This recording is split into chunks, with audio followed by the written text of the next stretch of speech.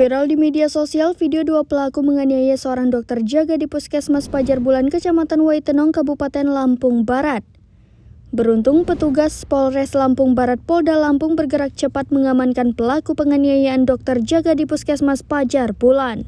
Tekap 308 Presisi Polres Lampung Barat Polda Lampung berhasil mengamankan terduga pelaku penganiayaan terhadap seorang dokter jaga Puskesmas Kelurahan Pajar Bulan, Kecamatan Waitenong, Kabupaten Lampung Barat pada Selasa 25 April 2023.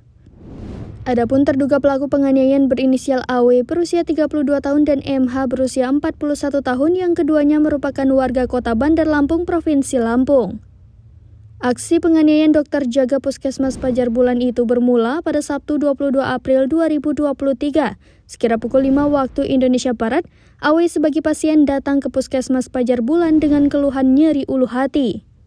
Kemudian dokter jaga Kerel Triwiono memberikan obat sesuai keluhan dan standar operasional prosedur Puskesmas kepada AW.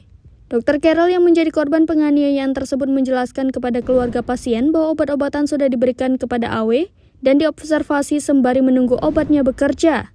Dan korban juga menjelaskan jika sudah tidak kuat menahan rasa sakitnya ke IGD rumah sakit terdekat yaitu Bukit Kemuning.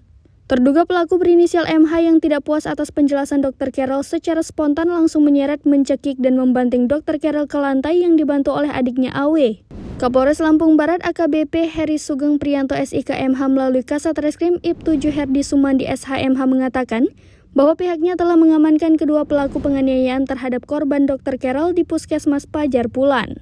Berdasarkan laporan polisi Tekap 308 Presisi Polres Lampung Barat yang dipimpin Ibda Dikson Efribane STRK telah melakukan penangkapan terhadap kedua terduga pelaku penganiayaan. IP 7 Herdi juga menjelaskan bahwa kedua pelaku diduga telah melakukan tindak pidana penganiayaan dan sudah masuk tahap penyidikan, sebagaimana dimaksud pada pasal 170 Jungto 351 KUH Pidana dengan ancaman hukuman penjara paling lama 5 tahun 6 bulan.